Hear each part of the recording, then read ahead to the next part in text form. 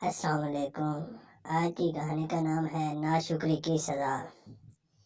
ایک دن باراسنگا جنگل میں ہری گھاس چر رہا تھا۔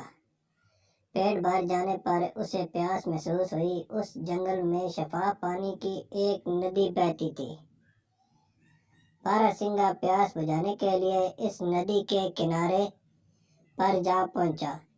جب اس نے پانی پینے کے لیے منہ نیچے جھکایا تو شفاف پانی میں اپنا عکس نظر آیا۔ عکس دیکھ کر باراسنگا بہت خوش ہوا۔ اس نے اپنے سر پر محفوظ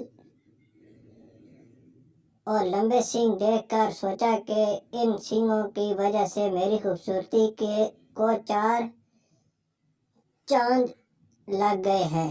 اس کے ذہن میں خیال آیا کہ میں جنگل کا سب سے حسین جانور ہوں اور سر پر سینگوں کا تاج بھی ہے، اس لیے جنگل کا بادشاہ مجھے ہونا چاہیے۔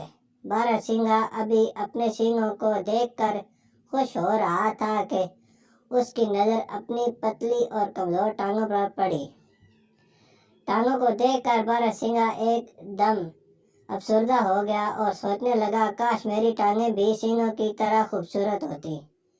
کچھ دیر اپنے ٹانگوں کو دیکھنے کے بعد باراسنگا اپنے گھر کی طرف چل پڑا۔ وہ ابھی پتلی ٹانگوں کو کوستا ہوا آگے بڑھ رہا تھا کہ اچانک ایک شیر نے اس پر حملہ کر دیا۔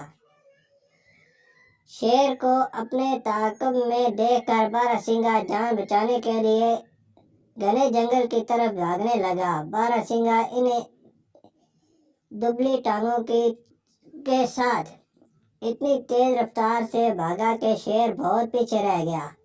بھاگتے بھاگتے باراسنگے نے مڑ کر اپنے تعاقب میں آنے والے شیر کو دیکھنے کی کوشش کی تو اس کے لمبے اور خوبصورت سینگ ایک درخت کی جھکی ہوئی ٹہنیوں میں الجھ گئے۔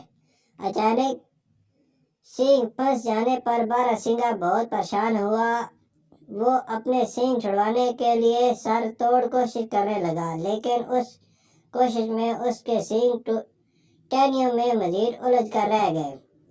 اب اسے احساس ہوا کہ ان لمبے اور خوبصورت سینگوں سے اس کی دبلی پتلی ٹانگیں، جن کو وہ کچھ دیر پہلے بدصورت کہہ رہا تھا، زیادہ بہتر ہے۔